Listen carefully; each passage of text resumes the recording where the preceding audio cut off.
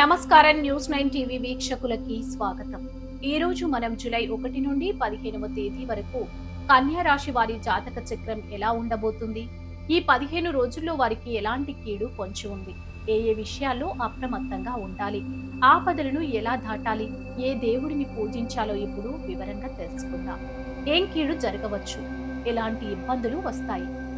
కన్యా రాశి వారికి జూలై మొదటి పక్షంలో గ్రహస్థితులు మిశ్రమ ఫలితాలను ఇస్తున్నాయి.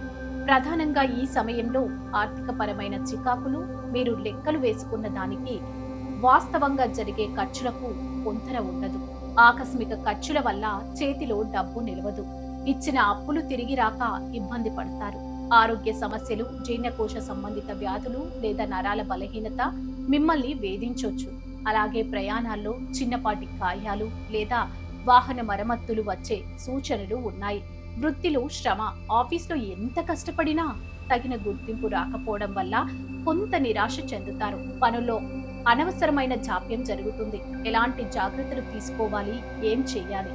ఆహార నియమాలు. కన్య రాశి వారు ఈ 15 రోజులు బయటి ఆహారానికి పూర్తిగా దూరంగా ఉండాలి.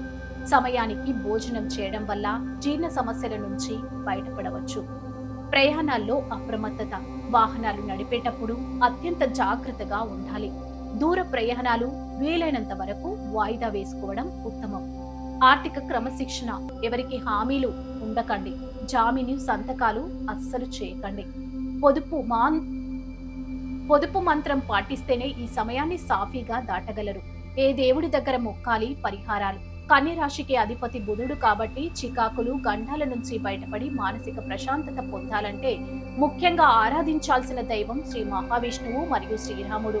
రామరక్ష స్తోత్రం. ప్రతిరోజు ఉదయం రామరక్ష స్తోత్రం పఠించడం లేదా వినడం వల్ల ప్రమాదాల నుంచి రక్షణ లభిస్తుంది. ధైర్యం పెరుగుతుంది. గోసేవ. బుధవారం నాడు గోశాలకు వెళ్లి ఆవులకు పచ్చగడ్డి లేదా పాలకూర తినిపించడం వల్ల వృత్తిపరమైన ఆటంకాలు తొలగిపోయి అదృష్టం వరిస్తుంది. విష్ణు ఆరాధన.